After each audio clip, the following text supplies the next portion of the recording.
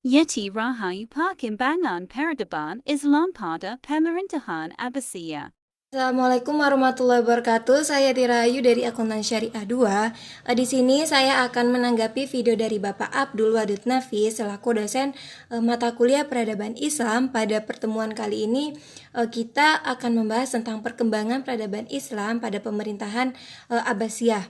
Nah, kenapa penting kita membahas peradaban ini? Karena pada masa itu masa keemasan Islam, di mana pada waktu secara politik wilayah kekuasaan umat Islam ini sangat luas, dari timurnya sampai Muro, baratnya sampai Moribi, kemudian sampai ke Turki, Eropa Timur, kemudian di Afrika sangat luas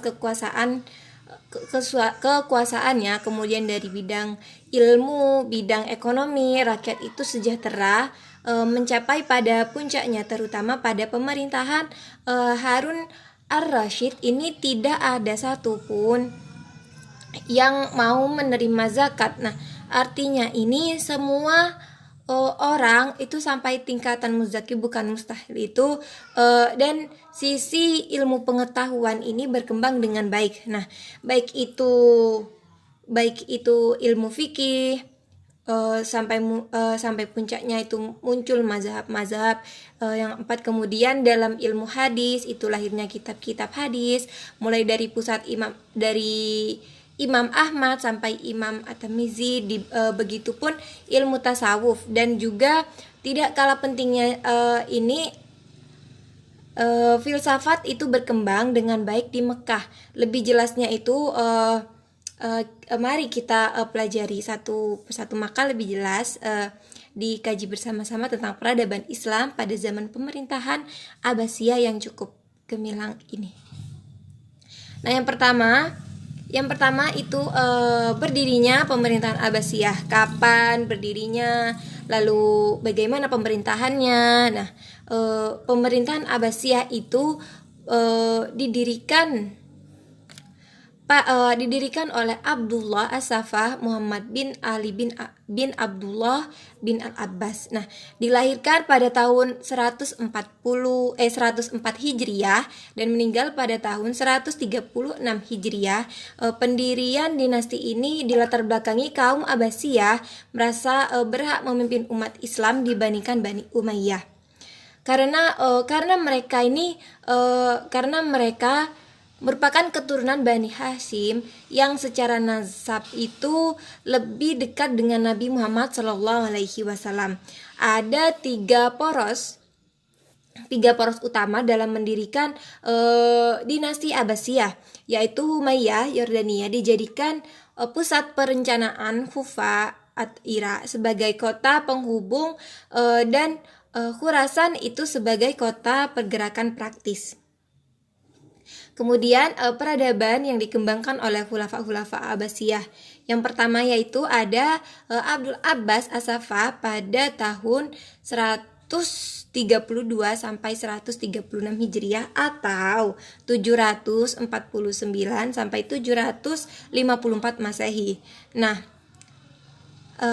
Abdul Abbas As-Saffah ini adalah khalifah pertama, dan ia mendapat gelar As-Saffah karena ia menjadi pengancam bagi orang yang menentangnya, khususnya Bani Umayyah dan para pengikutnya.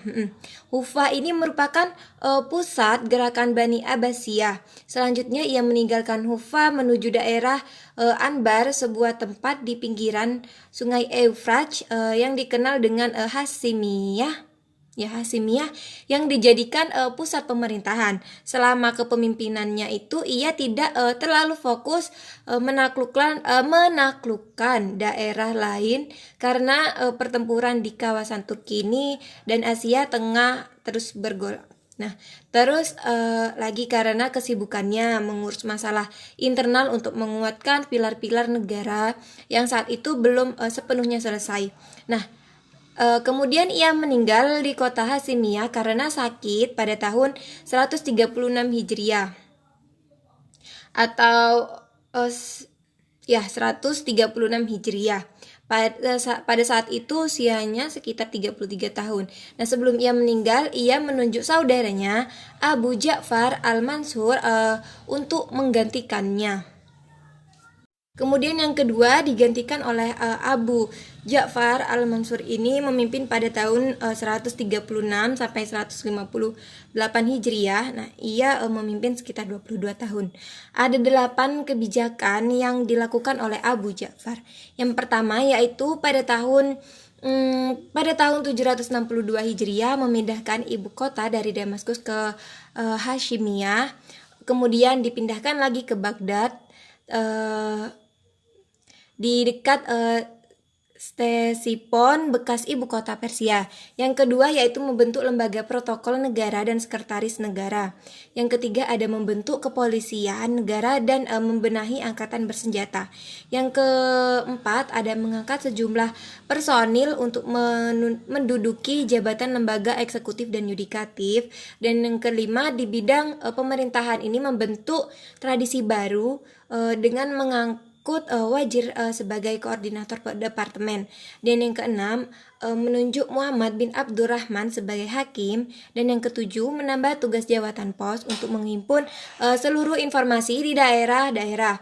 Yang kedelapan menaklukkan kembali daerah-daerah yang melepaskan dari pusat pemerintahan. Lalu ada berikutnya pada tahun pemerintahan Abu Ja'far Ar-Rasyid ini beliau diangkat menjadi khalifah pada tahun 170 sampai 193 Hijriah atau 786 sampai 809 Masehi.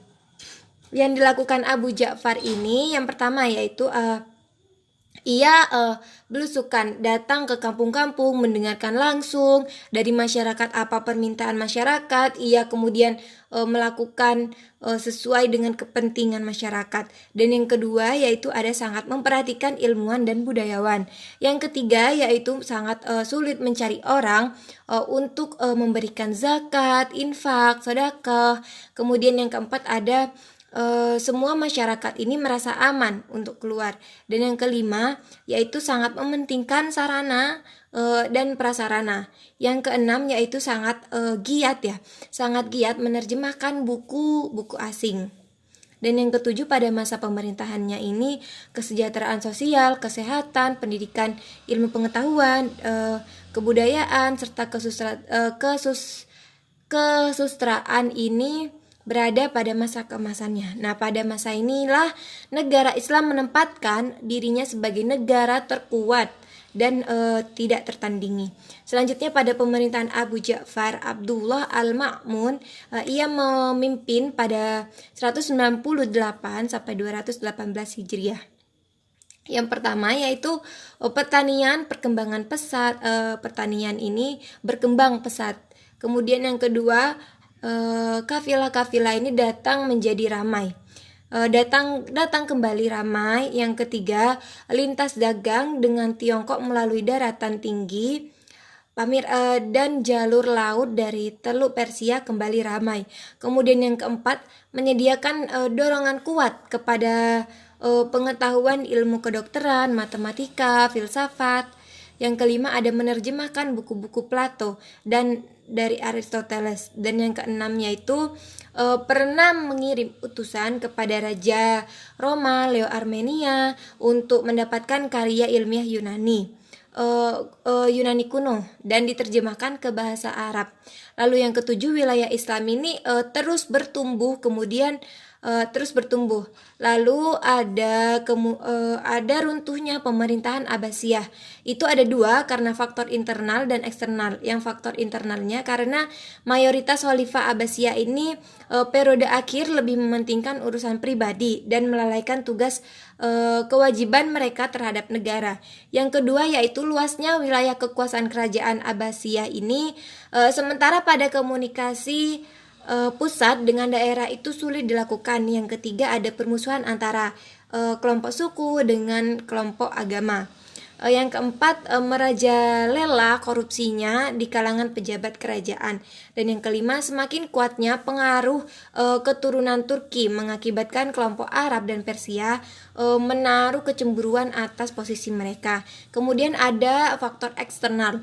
Nah, yang pertama yaitu perang salib ini berlangsung beberapa gelombang dan menelan banyak korban. Yang kedua, penyerbuan tentara Mongol yang menghancurkan Baghdad. Jatuhnya Baghdad ini menandai berakhirnya kerajaan Abbasiyah. Kemudian yang ketiga yaitu munculnya kerajaan Safawiyah di Iran, kerajaan Utsman di Turki, dan kerajaan Mughal di India. Sekian dari saya, kurang lebihnya mohon maaf. Wassalamualaikum warahmatullahi wabarakatuh.